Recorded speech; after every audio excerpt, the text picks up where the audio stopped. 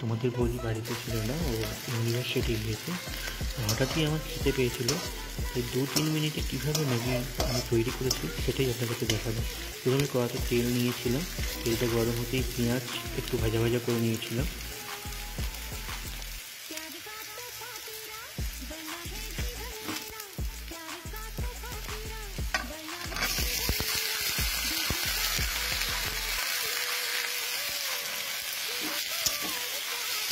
তারপর পেঁয়াজটা ভাজা ভাজা হতে সমস্ত সবজিগুলো দিয়ে ফেলে দিয়েছিলাম।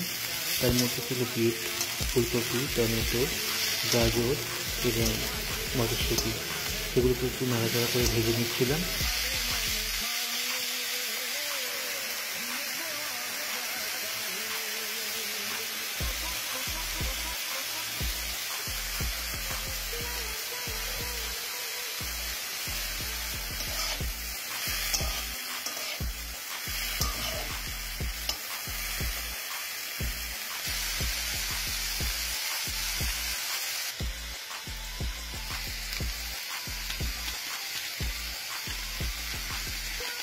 ভাজা ভাজা হতে আমি নুন ছড়িয়ে দিয়েছিলাম, স্বাদ জিরে গুঁড়ো মশলা ছড়িয়ে দিয়েছিলাম।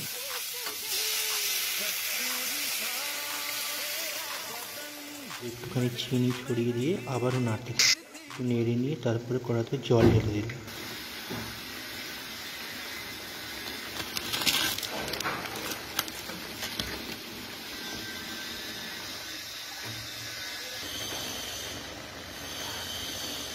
তারপর ম্যাগিটা ঢেলে দিয়েছিলাম।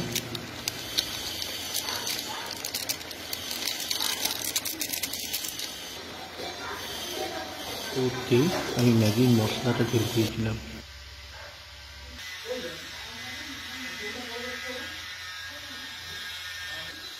তারপরেই জাস্ট তৈরি হয়ে গেল আমার গরম গরম ম্যাগি। এরপরে একটু ঠান্ডা হবে, তারপরেই আমি খেয়ে নেব। লাগলো রেসিপিটা আমাকে জানিও সবাই। সকলেই ভালো থাকবে।